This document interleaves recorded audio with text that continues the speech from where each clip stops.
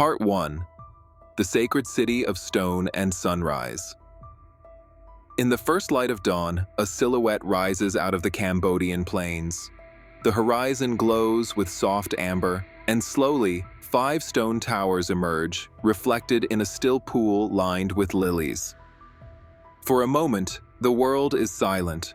No movement, no voice, only the sound of the earth waking to the sun. This is Angkor Wat, but this is not simply a temple, not simply a ruin, not simply a relic of a distant age. This is the heart of a lost civilization, a civilization of god kings, astronomers, engineers, conquerors, and dreamers, whose story was buried under centuries of jungle, war, and silence. What happened here is one of history's greatest enigmas. How did a kingdom rise from swamp and forest to create the largest religious monument ever built on Earth? And how did it vanish, leaving only stone, water, and legend behind? To understand Angkor Wat, we must journey back nearly 900 years, to a time when Southeast Asia was ruled not by kings of flesh, but by kings believed to be divine, living bridges between heaven and earth. We begin in the 12th century, in the age of the Khmer Empire. The Khmer Empire once ruled a vast domain, stretching across modern-day Cambodia, Thailand, Laos, Vietnam, and beyond. It was one of the most powerful civilizations in Asia. Yet unlike the stone civilizations of Egypt or the marble empires of Europe, the Khmers built with the jungle, water, and sky. And no ruler embodied this vision more completely than Suryavarman II, the king who would build Angkor Wat. He was crowned in a time of uncertainty. Rival rulers, regional warlords, shifting alliances. To rule the Khmer Empire meant not merely politics or control of armies. It meant claiming divine legitimacy, the right to rule by the will of the gods. So Suryavarman II sought to anchor his reign in eternity, to create a monument that would proclaim his divine status, a place where heaven and earth would meet, a place where the king himself would be immortal. He chose a site near an ancient royal city surrounded by rice plains and forests, a place where morning sunlight rose directly above a sacred horizon. Here, he envisioned a temple city so vast, so precise, so celestial in its proportions, that it would symbolize the universe itself. That creation was Angkor Wat. Construction began around 1113 CE. For the next 37 years, tens of thousands of workers carved, hauled, polished, and raised stones weighing tons each. Sandstone was quarried from the Kulin Mountains, more than 30 miles away, and transported across rivers via a network of rafts and canals. Some historians estimate that the manpower required rivaled the building of the Great Pyramids of Egypt. But unlike Egypt's pyramids, Angkor Wat was not built to dominate its surroundings by height. It was built to harmonize. The temple's 5 towers represent Mount Meru, the cosmic mountain at the center of Hindu mythology, home of the gods. The surrounding moat symbolizes the oceans of creation. Every courtyard, every causeway, every relief carving, every reflection in the water was engineered to evoke the cosmic order, the unity between the earthly realm and the heavens. This was not architecture, this was cosmology in stone, and the message was unmistakable. The king is not merely a ruler.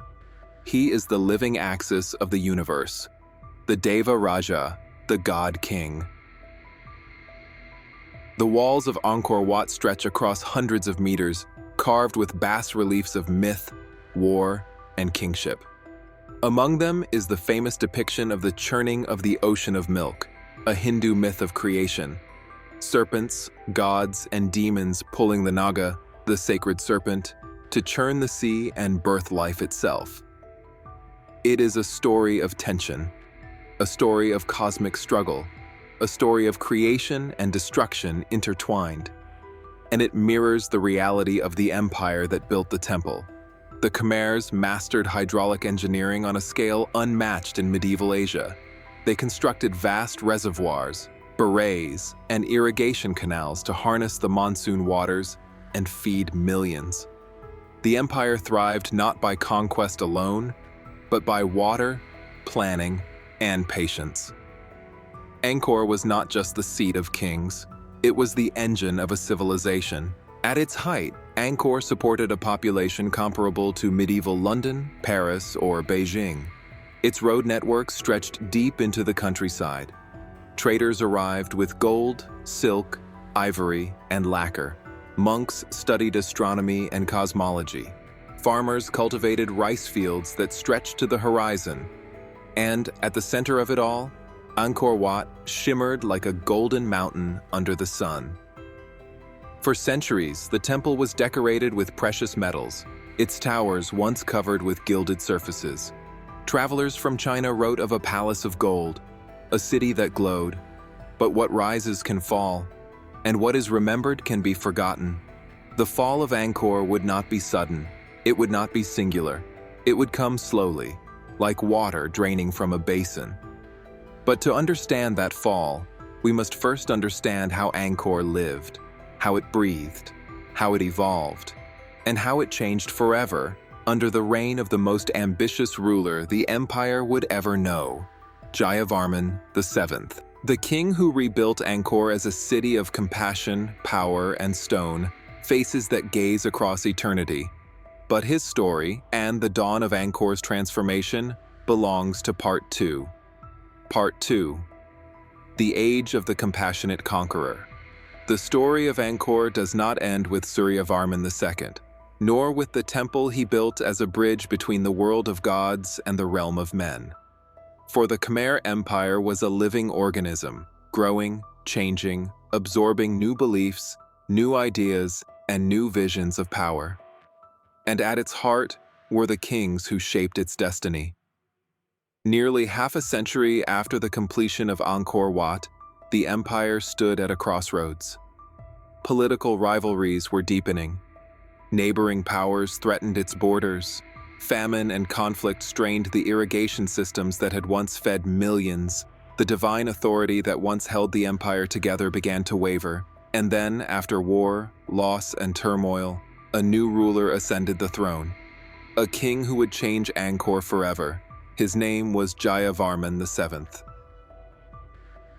Jayavarman VII did not come to power in a moment of triumph.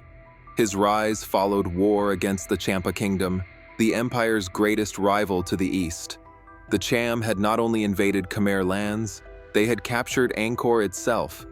Fire had licked the walls of temples, statues had been broken, sacred halls had fallen silent, but Jayavarman returned to the capital with an army hardened by exile and grief. He drove the Cham from the city, he reclaimed the heart of the Khmer world, and when he was crowned king, he did so with a vision both fierce and deeply human. Where Suryavarman II had built Angkor Wat as a monument to divine kingship, Jayavarman VII sought to build a kingdom of compassion. He embraced Mahayana Buddhism, a path that emphasized mercy, empathy, and the liberation of all beings. Under his reign, the identity of the empire shifted, not by decree, but by stone. The religion of kings changed, and with it, the meaning of power.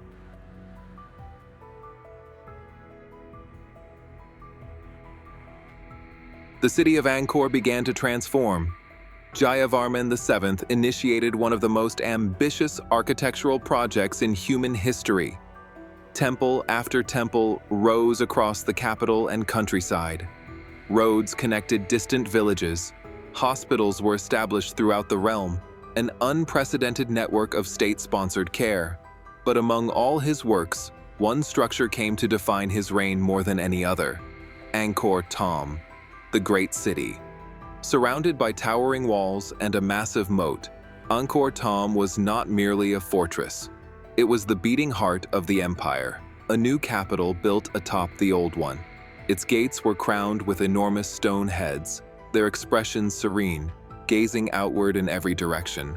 And at the center of this city stood a temple unlike any built before, the Archaeon. The Bayon rises not in sharp angles or open courtyards, but in a labyrinth of towers, corridors, and chambers. It is a temple of shadows and light, where narrow hallways open into sudden chambers, and carved reliefs stretch across stone walls in endless detail. And above it all, the faces watch, dozens of them, calm, unsmiling, eyes half closed in eternal contemplation. Each face carved into the stone towers bears the same expression: gentle, compassionate, watchful.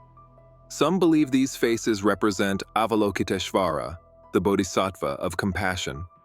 Others believe they are portraits of Jayavarman VII himself, immortalized in stone as the guardian of his people. Perhaps they are both, for in Khmer thought, the divine and the royal were not separate. The king was a manifestation of cosmic order, a living incarnation of the sacred. Where Suryavarman II embodied the cosmic mountain, the axis of the universe, Jayavarman VII embodied compassion made visible, or Yet this vision of compassion existed alongside a reality of power. Beneath the carved reliefs of the Bayon are scenes of battle: Khmer warriors marching into war, elephants trampling enemies, ships clashing along river channels. The empire did not survive on kindness alone.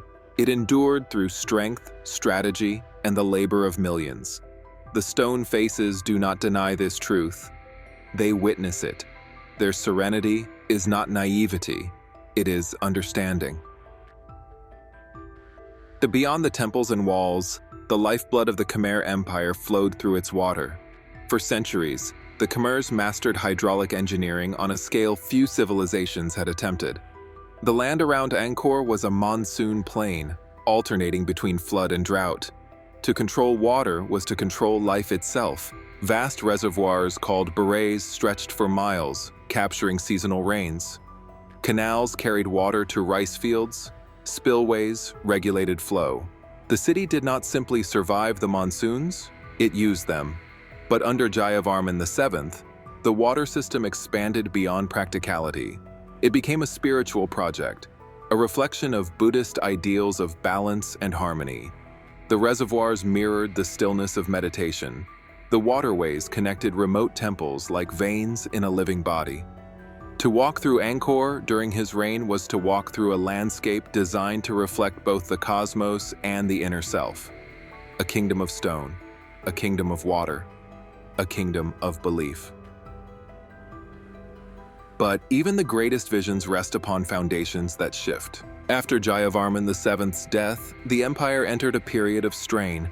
The construction of monumental temples and networks had required immense resources. Labor had been drawn from farms.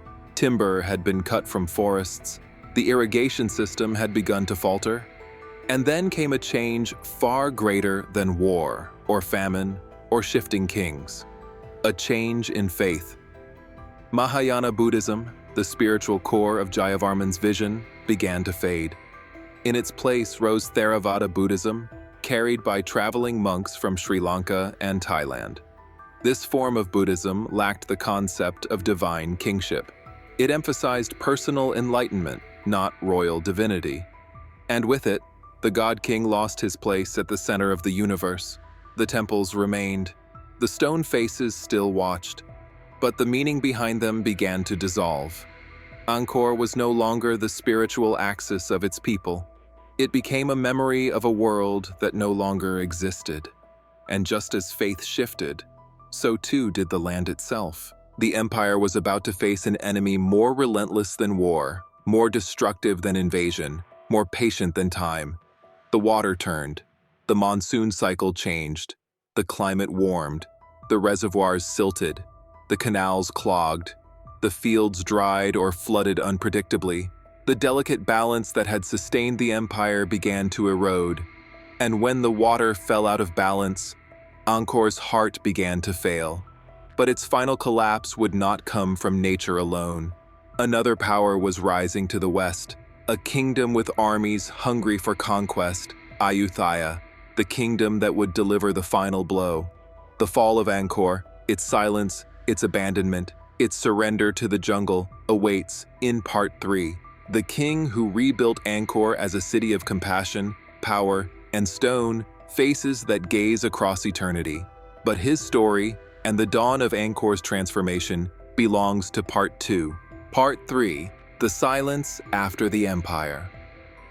The Khmer Empire had once shaped the world around it, through stone, through water, through faith. Yet even the greatest civilizations are delicate, balanced between nature and belief. And when either begins to shift, the foundations crack. By the late 13th century, Angkor was no longer the center of spiritual unity it once had been. Theravada Buddhism had taken root among the people. It was quiet, humble, inward. It held no place for god-kings, no divine ruler at the center of the cosmos, no temple to mirror the universe. The stone faces of the Bayon did not change, but the meaning behind them did, and slowly the empire loosened its grip. At the same time, the environment was turning against Angkor. Studies of ancient lake sediment and tree rings show dramatic fluctuations in the monsoon climate during the 14th and 15th centuries. Years of devastating drought followed by sudden floods slammed into the irrigation system, the very lifeblood of the empire. The great berets choked with silt, canals collapsed, rice fields withered, then drowned. The system that had once sustained millions began to fail, and when water falters, hunger follows. No kingdom, no matter how sacred, survives hunger for long. While Angkor struggled within, a rival kingdom strengthened beyond its borders. To the west, the Ayutthaya kingdom rose in what is now Thailand, skilled in warfare, driven by ambition, attuned to the shifting political world of the region. They watched as Angkor's strength weakened and seized the opportunity. In 1431, the armies of Ayutthaya advanced. The final chapter of Angkor was not written in glorious battle, but in exhaustion. The city could not defend itself. The irrigation system could not sustain its people. The sacred kingship, once believed eternal, could not rally the nation. Angkor was abandoned, not destroyed, not burned, not toppled, simply left. The people moved south to new lands, new capitals, new patterns of life. The temples remained behind, monuments to a world that once believed stone could hold eternity. And then the jungle began its slow reclaiming. Roots coiled around pillars, canopies shadowed courtyards. Birdsong replaced prayer. The city of the god-kings dissolved into silence. For centuries, Angkor Wat lay hidden beneath the canopy of Cambodian forest. Local Khmer villagers still visited, monks still prayed, but to the world beyond, it had vanished into myth. It wasn't until the 19th century, when French explorers arrived in Southeast Asia, that Angkor was reintroduced to global history. Their reports described it in awe, like stumbling upon a dream carved in stone, a lost city, a forgotten empire, a civilization written not in words, but in walls. Yet what was lost can sometimes return. Today, Angkor Wat stands not as a ruin, but as a symbol of Cambodia, of resilience, of identity reborn. Pilgrims and scholars, travelers and worshippers walk the causeways at dawn to watch the temple's towers rise like black silhouettes against the rising sun. And when the sunlight touches the stone, there is a moment, brief, quiet, unmistakable, in which past and present overlap. In that moment, one understands. Angkor was never truly abandoned. It simply changed the way it lived. The empire of stone has become an empire of memory. The story of Angkor Wat is not just the story of a temple, not just the story of kings, not just the story of rise and fall. It is the story of what human beings strive for when they look beyond themselves, toward the eternal, the divine, the infinite. Suryavarman II built to unite heaven and earth. Jayavarman VII built to reflect compassion through form. The people who came after, learned to live without kings of stone. And we, who stand centuries later, are reminded that all civilizations, no matter how vast, are temporary. But meaning can endure. Carved not only in stone, but in memory, belief, and the quiet awe of those who look upon Angkor Wat at sunrise and feel something ancient stir. The god kings are gone, but their city still speaks, if you listen. End of part 3. End of documentary.